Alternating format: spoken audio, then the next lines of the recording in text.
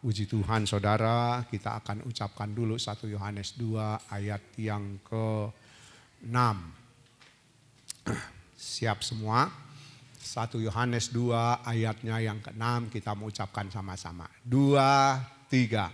1 Yohanes 2 ayat 6, kewajibanku hidup seperti Kristus. Puji Tuhan. Berdiri, angkat Alkitab kita tinggi-tinggi. Kita mengucapkan lagi dengan sungguh-sungguh. 2, 3. Aku percaya Alkitab adalah firman Tuhan. Ketika aku membaca, mendengar, melakukannya, aku pasti berbahagia. Amin. Puji Tuhan. Buka Matius 6 ayat 33. Kita akan dengar pembacaannya. Matius pasal 6 ayatnya yang ke-33. Ya.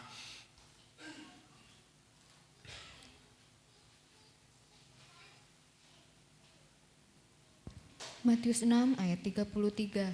Tetapi carilah dahulu kerajaan Allah dan kebenarannya, maka semuanya itu akan ditambahkan kepadamu. Iya, tetapi carilah dahulu kerajaan Allah beserta kebenarannya, maka sekaliannya akan ditambahkan kepadamu. Kita sudah belajar bahwa kita dari Kolose pasal 3 ayat 2 dikatakan pikirkanlah perkara yang di atas. Dan perkara yang di atas itu kita sudah belajar yang dimaksud adalah mengenai kekekalan sorga. Ya. Jadi saudara, kalau kita disuruh oleh Tuhan memikirkan perkara yang di atas, kekekalan sorga, maka saudara itu kita sudah belajar minggu lalu harus jadi yang utama. Harus menjadi prioritas, harus menjadi sesuatu yang kita upayakan ya untuk kita dapatkan. Nah, saudara, dari Matius 6 ayat 33 dikatakan carilah dahulu kerajaan Allah dan kebenarannya. Saudara, saya sudah singgung bahwa hidup kita hari-hari ini ya ada banyak orang yang tidak mengutamakan kerajaan Allah dan kebenarannya. Ya. Banyak yang ingin meraih hal-hal yang ada di dunia ini. Ya, saudara, hal jasmani, hal dunia ini ingin dijadikan nomor satu. Ya, ingin dijadikan nomor satu. Hal yang jasmani, hal yang duniawi ini ingin dijadikan nomor satu. Ya, saudara. Misalnya saya tulis di sini, saudara boleh kalau mau catat silahkan. Misalnya kita ingin anak kita sekolah di sekolah yang terbaik. Ya, sekolah yang terbaik. Kemudian kita juga ingin anak kita itu di sekolah menjadi juara 1. Ya, ranking. Apalagi ranking seluruh sekolah. Wah. Saudara, itu sesuatu yang membuat orang tua begitu bangga. Ya, kemudian juga kita ingin kalau boleh jadi orang kaya. Ya, bekerja sukses jadi orang kaya. Kalau bisa mungkin paling kaya di Prajekan. Kalau kita tinggal di Kecamatan Prajekan. Kalau yang tinggal di Jurang Sapi. Ya, Oni dengan Marlin paling kaya di Jurang Sapi. Yang tinggal di mana lagi? Oh, di mana Panda yang ditinggal di Sempol paling kaya. Saudara, di dalam hal pangkat, kedudukan, ya kalau boleh kita juga meraih pangkat, meraih kedudukan yang nomor 1. Saudara, memang itu tidak salah. Itu tidak salah. Tetapi kita sudah belajar firman Tuhan. Minggu kemarin kita bandingkan dari Matius 6 ayat 33 dari terjemahan baru, kemudian Matius 6 ayat 33 dari bahasa Indonesia masa kini, kemudian Matius 6 ayat 33 dari terjemahan seluruh Indonesia, ya, sederhana Indonesia. Saudara, semua itu Tuhan berkata, carilah dahulu kerajaan Allah. Itu terjemahan baru. Kemudian di bahasa Indonesia masa kini, saudara dikatakan usahakanlah dahulu. Ya, usahakanlah dahulu kerajaan Allah itu. Kemudian dari terjemahan sederhana Indonesia dikatakan dari ayat itu ditulis utamakanlah kerajaan Allah dan kebenarannya. Saudara, jelas-jelas Tuhan Yesus mau saudara dan saya mengutamakan perkara sorga atau kekekalan sorga. Tetapi seperti saya katakan tadi, banyak kita, mungkin di antara kita, ini loh, hal jasmani, hal duniawi ingin dijadikan yang pertama. Atau ingin meraih yang pertama, ingin meraih yang paling tinggi. Heran bin ajaib kan, saudara. Ini sesuatu yang sangat heran sebetulnya. Kenapa kita begitu mati-matian berjuang untuk hal-hal jasmani, untuk hal-hal duniawi. Ya, yang kita tahu sebentar ketika kita dipanggil Tuhan, ketika kita mati semua kita akan tinggalkan. Minggu kemarin sudah disinggung. Berapapun banyak kekayaan yang saudara tinggal untuk anakmu, kalau dia tidak bisa mengelolanya, habis. Habis. Mau sak gedung gereja ini uang yang saudara tinggal sebagai warisan kekayaan. Kalau anak itu tidak bisa mengelola, habis. Dia akan jadi kere. Dia akan jadi orang miskin. Nah saudara, kita lihat. Aneh tapi nyata. Ada banyak orang ingin meraih yang nomor satu. Ingin mengutamakan yang nomor satu dalam hal jasmani, perkara dunia. Tapi untuk bisa tinggal di sorga. Kenapa kita enggak mau? Ini harus direnungkan saudara. Ini harus kita renungkan. Kenapa untuk tinggal di sorga kok kita enggak mau? Ya, kenapa kita enggak mau mengutamakannya? Padahal ini saudara, nasib kekal kita ditentukan di sini loh.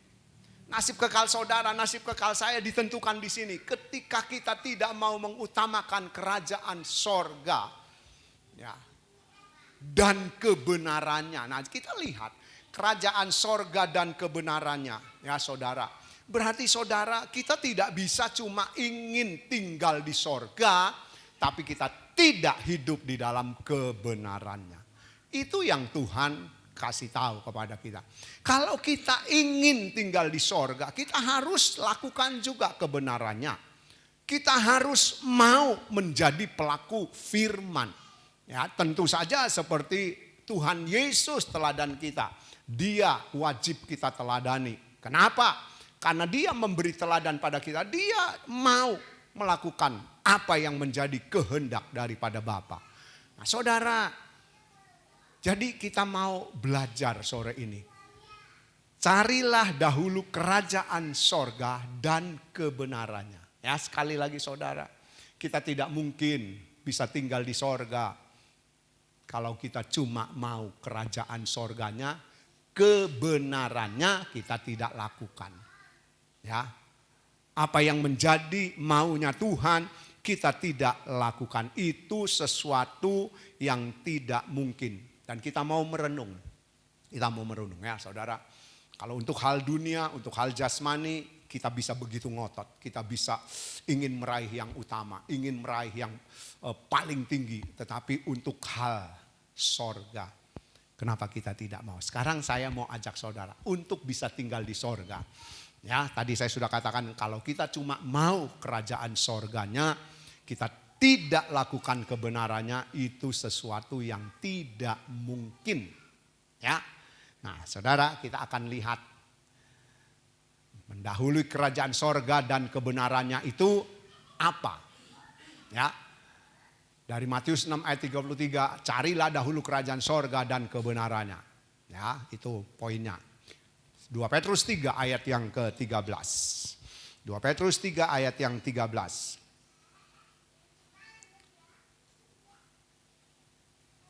2 Petrus pasal 3 ayat yang 13, kita dengar pembacaannya.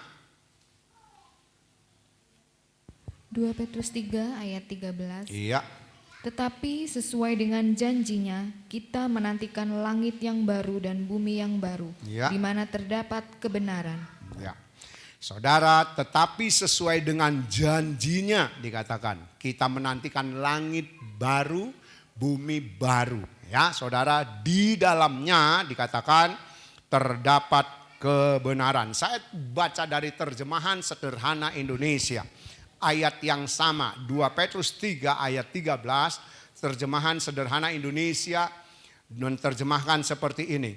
Kita tidak perlu takut karena sesuai dengan janji Allah. Kita menantikan langit yang baru dan bumi yang baru yang akan menjadi tempat tinggal, perhatikan ya. Perhatikan ini, yang akan menjadi tempat tinggal bagi kita yang sudah dibenarkan Allah. Saudara, Matius 6 ayat 33, carilah dahulu kerajaan Allah dan kebenarannya. Ya, tadi saya sudah katakan kalau kita cuma mau kerajaan Allahnya, kita mau tinggal di sorga, tapi kita tidak pernah melakukan kebenarannya. Kita tidak hidup benar seperti apa yang Tuhan ingin kita hidup, maka saudara, kita tidak akan sampai di sorga. Ayat ini dengan jelas berkata ya bahwa yang akan menjadi tempat tinggal bagi kita yang sudah dibenarkan oleh Allah. Saudara, sorga tempat orang-orang yang sudah dibenarkan. Ingat ini saudara, orang yang sudah dibenarkan. Kenapa orang itu bisa dibenarkan? Nah, itu harus jadi pertanyaan juga buat kita. Ya, kenapa orang-orang yang sudah dibenarkan itu bisa tinggal di sorga? Lalu bagaimana dia dibenarkan oleh Allah? Matius 6 ayat 33 tadi. Carilah dahulu kerajaan Allah beserta kebenarannya. Ya, ketika saudara dan saya hidup seperti Tuhan Yesus hidup, melakukan kebenaran. Ya, yang kita tahu, kita sudah belajar bahwa Tuhan Yesus melakukan kebenaran karena dia ingin taat kepada Bapa. Dia ingin melakukan kehendak Bapa dan itu dilakukannya sampai mati di kayu salib. Saudara, kita yang sudah percaya pada Tuhan Yesus, dari 1 Yohanes 2 ayat 6 dikatakan kalau kamu mengaku ada di dalam Dia, kamu wajib hidup seperti Dia. Kalau saudara dan saya ngaku sebagai orang Kristen, kita harus hidup seperti Tuhan Yesus hidup. Itu Kristen. Karena kita tahu Kristen bukan agama. Kristen adalah jalan hidupnya Tuhan Yesus yang saudara dan saya harus praktek. Nah, jadi kita lihat. Sorga dikatakan tempat tinggal orang yang sudah dibenarkan. Ketika kita hidup sesuai firman Tuhan yang Tuhan Yesus ingin kita lakukan, atau kita meneladani Dia, kita hidup seperti Dia hidup, maka saudara, ketika itu terus kita lakukan, ketika itu terus kita praktekkan, kehidupan Tuhan Yesus kita peragakan di dalam hidup ini, maka saudara dan saya akan menjadi orang-orang yang hidup benar. Amin. Dan kita dibenarkan oleh Bapa. Kenapa? Karena Bapa melihat, oh ini adik-adik anakku hidup seperti anakku. Kita saudara kandungnya, ya kan? Ditulis di dalam surat Roma bahwa saudara tua kita, kakak kandung kita adalah Tuhan Yesus, dan saudara dengan saya ada adik-adiknya. Ketika kita hidup seperti Tuhan Yesus, melakukan kehendak Bapa, terus melakukan kehendak Bapa. Ini harus diusahakan, saudara. Enggak bisa kita cuma aku ingin melakukan kehendak Bapa, tapi hidup kita tidak berubah. Hidup kita tidak seperti apa yang menjadi kemauan daripada Bapa. Itu namanya belum melakukan. Nah, jadi kita lihat, kalau kita mendahulukan kerajaan Allah dan kebenarannya, maka 2 Petrus pasal 3 katakan, kita adalah orang-orang yang dibenarkan. Ya. Dan sorga dengan jelas dikatakan tempat tinggal mereka yang sudah dibenarkan oleh Allah. Nah ini loh. Jadi kita harus mencari kerajaan Allah dan kebenarannya. Kita harus mau praktek firman Tuhan. Kita harus mau meneladani hidupnya Tuhan Yesus. Memperagakan hidup Tuhan Yesus di dalam hidup ini. Ya, supaya kita menjadi orang-orang yang dibenarkan. Bapa berkata kepada Tuhan Yesus, ini loh anak yang kukasihi, kepadanya aku berkenan. Ya. Kenapa Bapa berkata begitu kepada Tuhan Yesus? Ini anak yang kukasihi, kepadanya aku berkenan. Karena Tuhan Yesus sudah hidup seperti apa yang Bapa ingin dia lakukan. Ya. Jadi saudara, itu loh untuk kita bisa tinggal di sorga. Kita harus dibenarkan. Nah, orang yang dibenarkan adalah orang-orang yang hidup seperti Tuhan Yesus hidup melakukan kehendak Bapa. Yuk kita lihat 2 Petrus 3 ayat 11. 2 Petrus 3 ayat 11. 2 Petrus 3 ayat 11. Jadi jika segala sesuatu ini akan hancur secara demikian, betapa suci dan salehnya kamu harus hidup. Iya, terjemahan sederhana Indonesia. Jadi kalau segala sesuatu akan hancur dan terbuka dengan cara yang demikian, tentu kita harus berusaha hidup semakin suci dan menurut kemauan Allah. Nah, tadi saudara 2 Petrus 3 ayat 13 dikatakan sorga tempat tinggal orang-orang yang sudah dibenarkan. Ya, sudah dibenarkan. Nah, ketika saudara dan saya melakukan firman Tuhan, meneladani hidup Tuhan Yesus, ya, kira-kira saudara dan saya masih bisa berdosa enggak? Halo? Kita masih bisa berdosa enggak? Masih, kemungkinan besar masih bisa berdosa. Kemungkinan besar masih bisa jatuh dalam dosa. Itu harus kita sadari. Ya. Jangan kita berpikir, oh aku sudah percaya Tuhan Yesus, aku pasti tidak berdosa. Siapa bilang? Yang diampuni itu dosa perbuatan yang akan dilakukan dan yang sudah dilakukan. Tapi karakter dosa, sifat dosa, hidup dosa yang ada di dalam hidup ini masih belum selesai. Masih belum beres. Makanya saudara dikatakan 2 Petrus 3 ayat 11 dikatakan kita harus berusaha hidup, ya, semakin suci. Nah, di terjemahan baru dikatakan ayat 11, betapa suci dan salehnya kamu harus hidup.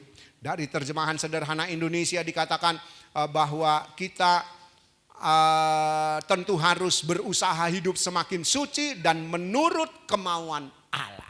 Jadi kalau kita tahu kita masih bisa berbuat salah, kita masih bisa berbuat dosa, maka saudara kita harus mau terus memperbaiki hidup ini. Untuk semakin hari semakin tidak bersalah. Semakin hari semakin jadi benar. Semakin hari semakin jadi suci. Semakin hari semakin jadi kudus. Dan kita sudah belajar. Kapan saudara dan saya hidup benar dan hidup kudus atau hidup suci? Halo? Kapan saudara dan saya bisa hidup benar dan hidup suci? Mulai sekarang. Tapi saudara, kita harus ingat lagi. Hidup benar, hidup suci, itu ketika ada kesempatan saudara dan saya berbuat dosa, melakukan dosa, kita tidak melakukannya. Itu loh hidup benar. Itu loh hidup suci.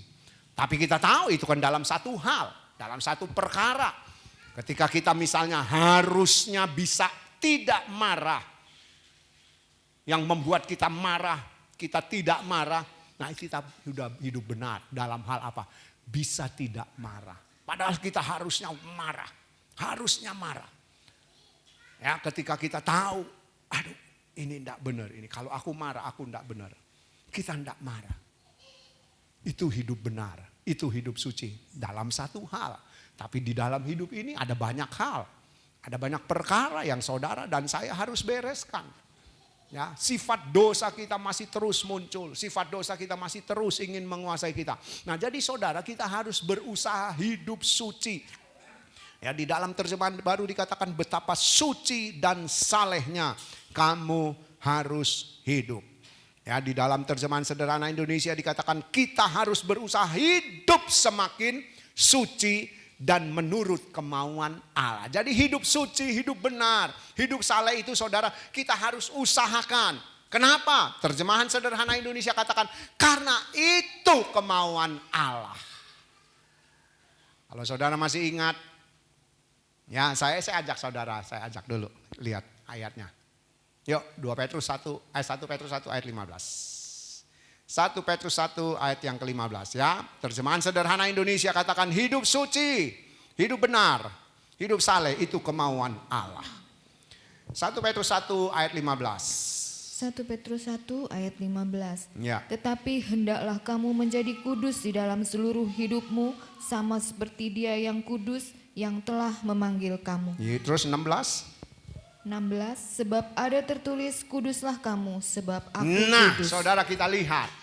Ya, kalau tadi di dalam terjemahan sederhana Indonesia 2 Petrus 3 ayat 11 dikatakan, kamu harus berusaha semakin suci karena itulah kemauan Allah.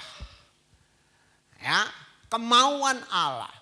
Ayat 16 katakan, sebab ada tertulis kuduslah kamu sebab aku kudus. Nah saudara, kenapa di 2 Petrus 3 ayat 11 katakan kalau kita harus berusaha semakin hidup benar, semakin hidup suci, semakin hidup kudus, karena itu adalah kemauan Allah. Ternyata saudara kita tahu Allah kita, Bapa kita itu adalah Bapa yang kudus, Bapa yang suci, Bapa yang saleh.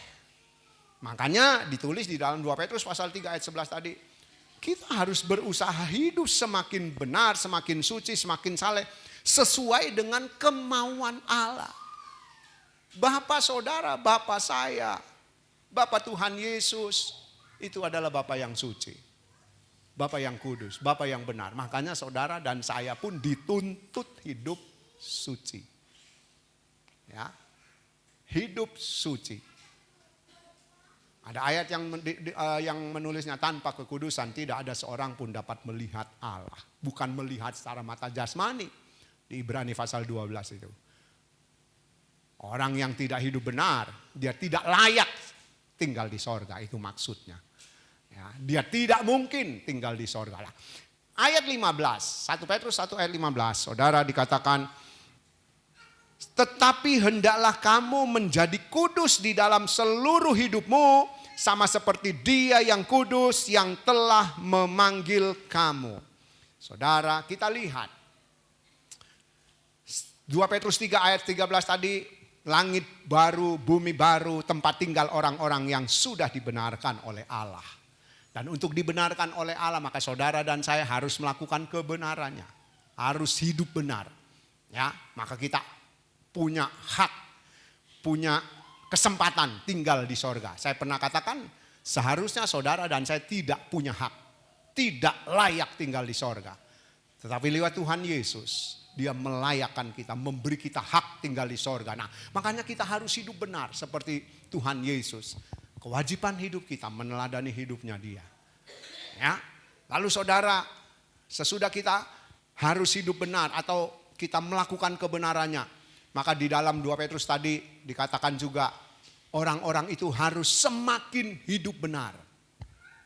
Ya, karena kenapa? Karena saudara dan saya masih bisa jatuh dalam dosa. Masih bisa berbuat dosa walaupun kita sudah dibenarkan. Tapi kita belum benar, baru dibenarkan. Makanya kita harus berusaha hidup semakin suci. Karena itu kemauan Allah. Ya, karena itulah kita harus terus hidup benar. Kita harus terus hidup benar. Di dalam seluruh aspek hidup kita. Nah kemudian saudara, untuk hidup benar. Maka saudara, di dalam 1 Petrus pasal 1 ayat 15. Di dalam seluruh aspek kehidupan kita. Hidup ini terdiri dari 3. Tubuh, jiwa, roh. Saudara, ini harus benar semua. Ini harus kudus semua. Ini harus menjadi pengertian bahwa hidup benar itu tubuh, jiwa, roh kita. Saya kasih contoh. Ya, saudara, saya tulis di sini. Ya. Jiwa itu berbicara tentang keinginan. Keinginan, ya. Jiwa itu mewakili keinginan kita. Roh itu gairah, semangat. Lalu tubuh, ya tubuh ini. Nah, jadi tubuh, jiwa, roh kita ditulis di dalam 1 Petrus pasal 1 ayat 15 harus semakin suci di dalam seluruh hidupmu. Berarti tubuh, jiwa, roh kita semakin suci. Nah sekarang saudara, kalau saudara punya jiwa, keinginan, ingin hidup benar, ingin hidup suci, kemudian gairahnya, ya rohnya, punya semangat, kita ingin hidup suci, aku semangat, punya semangat, ya. Jadi ini keinginan dan gairah ingin hidup benar. Nyatanya tubuh saudara melakukan dosa. Tubuh saya melakukan dosa. Kita belum benar. Baru keinginan dan semangat. Ya, baru keinginan dan gairah kita untuk hidup benar. Tapi prakteknya ternyata kita berbuat dosa lewat tubuh ini. Nah itu loh. Itu yang belum benar. Itu belum benar. Jadi kalau kita punya keinginan, ya jiwa ingin hidup benar. Semangat ada, roh kita menggebu-gebu. Kita punya semangat untuk hidup benar. Tubuh ini harus hidup benar. Baru namanya kita hidup benar di dalam seluruh hidup kita. Paham nggak? Bisa paham? Saya ulangi lagi kalau belum paham. Jiwa itu bicara soal keinginan. Roh itu gairah, semangat.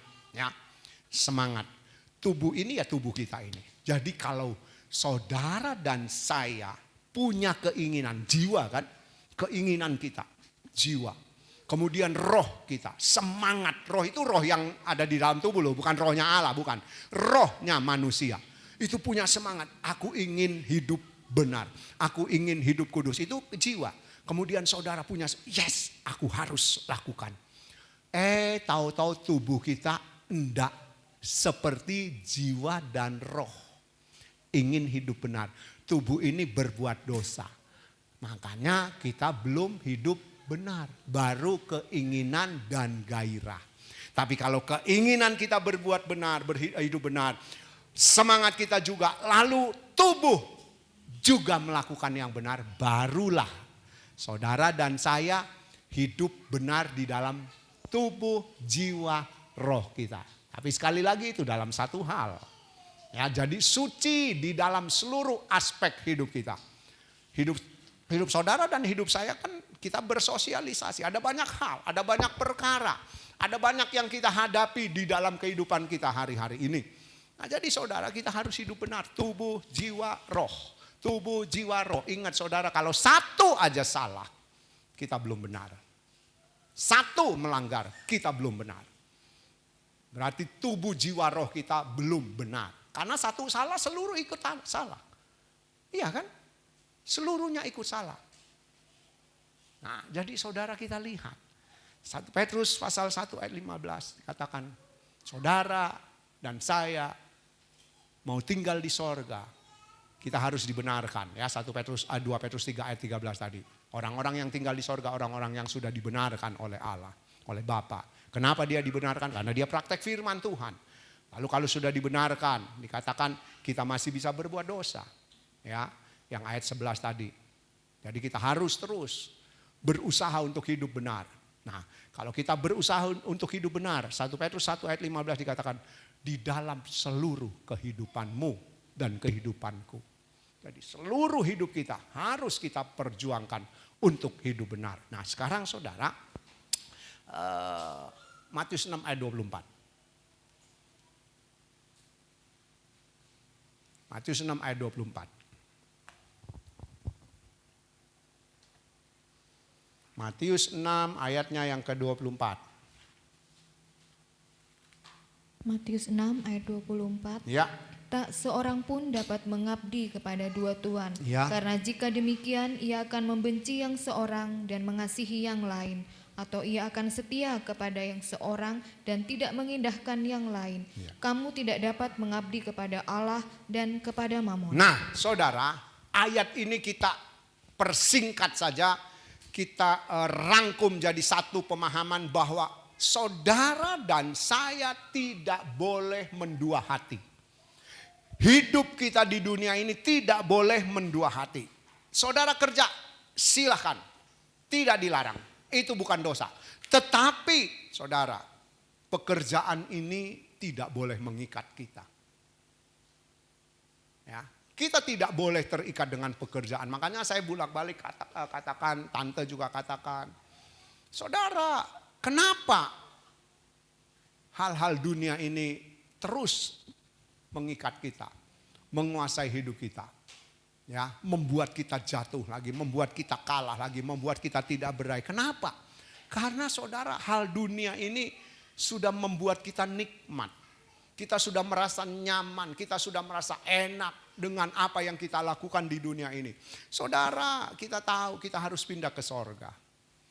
Kalau kita mau pindah ke sorga, maka saudara dan saya harus hidup benar. Ya, enggak bisa enggak. Dan itu terus harus kita usahakan. Di mana? Di seluruh kehidupan kita. Nah, Matius 6 ayat 24 saya sengaja ajak saudara baca. Kalau kita mau seluruh hidup kita benar, tubuh, jiwa, roh kita benar, maka saudara tidak boleh ada 1% pun saudara mencintai dunia. Saya mencintai dunia. Kita senang dengan hal dunia ini. Ya, kita masih bisa menikmati, tetapi itu jangan mengikat kita. Itu yang Tuhan mau. Rasul Paulus pernah berkata, kalau kamu membeli sesuatu, anggaplah kamu tidak memilikinya. Aneh kan? Aneh.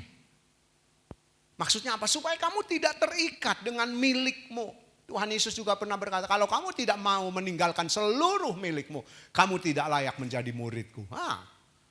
Saudara, kita lihat, kita tidak bisa mendua hati. Kita tidak bisa mendua hati. Kalau ayat ini berkata, kalau kamu cinta yang satu akan kamu buang. Ya. Jadi kalau kita cinta Tuhan 100%, kita tidak akan cinta dunia, itu pasti. Itu pasti. Tapi kalau kita cinta dunia, jangan ngomong saudara dan saya cinta Tuhan. Bohong. Kalau kita masih cinta dunia, kita masih nikmat dengan dunia, kita masih senang. Ya. Kita mau ngomong, aku cinta Tuhan, saya cinta engkau Tuhan. Bohong, bohong. Sebab Tuhan Yesus sudah bilang gak mungkin seseorang itu mendua hati itu gak mungkin. Salah satu pasti akan dikalahkan, salah satu pasti akan kalah. Kalau cinta dunia, Tuhan kalah. Tapi kalau kita cinta Tuhan 100%, dunia pasti mati di dalam hidup kita. Nah itu loh, minggu lalu saya sudah katakan kita harus perang. Kita harus berantem dengan keinginan daging kita. Ya, kita harus berantem. Kapan saudara mau berantem? Kalau enggak mau sekarang. Kapan kita mau memindahkan hati kita ke surga? Kalau bukan sekarang. Ya. Kita sudah belajar usia semakin lanjut. Orang yang usianya 50 tahun ke atas itu sudah rodok sulit berubah. Ya, 50 tahun ke atas itu sudah agak susah berubah. Bisa berubah, tapi harus mati-matian mau berjuang. Kalau enggak, saya berjuang, saudara berjuang. Kita semua harus berjuang, yang muda pun harus berjuang. Jangan pikir, oh yang tua aja yang sudah bau tanah. Siapa bilang? Orang muda yang bau tanah juga banyak, iya kan? Setiap saat kita bisa mati, toh. Kita bisa mati setiap saat. Enggak ada yang bisa berkata, aku mau hidup. Ya ngomong gampang, aku mau hidup 50 tahun lagi. Ya boleh aja, silakan. Besok lu mati atau ntar malam mati, bisa. Nah, jadi kita belajar soal mati. Memang kita pasti mati, saudara. Dan kalau mati mau kemana? Kan cuma dua, saya sudah bolak-balik katakan. Cuma dua, sorga atau neraka. Enggak ke sorga ya ke neraka, enggak ke neraka ya ke sorga, cuma itu. Ya, nah sekarang saudara, Matius 6 ayat 24 katakan tidak boleh mendua hati. Ini, yuk kita baca lagi. Kita dengar pembacaannya. Wahyu pasal 3 ayat 15 dan 16. Wahyu pasal 3 ayat 15 dan ayatnya yang ke-16. Ingat saudara, kita harus berantem. Ya. Untuk bisa hidup benar di dalam seluruh aspek hidup kita. Berantem dengan keinginan tubuhmu, roh, jiwa. Ya. Jadi yang kita harus kalahkan supaya kita bisa menang. Wahyu 3 ayat 15-16. Yuk. Wahyu 3 ayat 15 dan 16. Ya. Aku tahu segala pekerjaanmu, engkau tidak dingin dan tidak panas. Alangkah baiknya jika engkau dingin atau panas. Ya. Jadi karena engkau suam-suam kuku dan tidak dingin atau panas, aku akan memuntahkan engkau dari mulutku. Ya, saudara, ayat ini lagi kita rangkumkan firman Tuhan.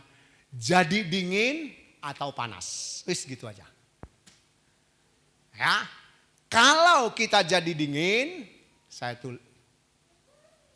berarti baca, kalau kita dingin berarti neraka. Itu pasti.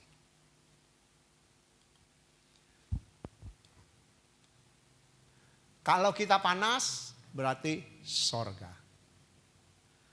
Tuhan berkata ya kepada jemaat yang ada di mana ini, Wahyu 3 ayat 15-16.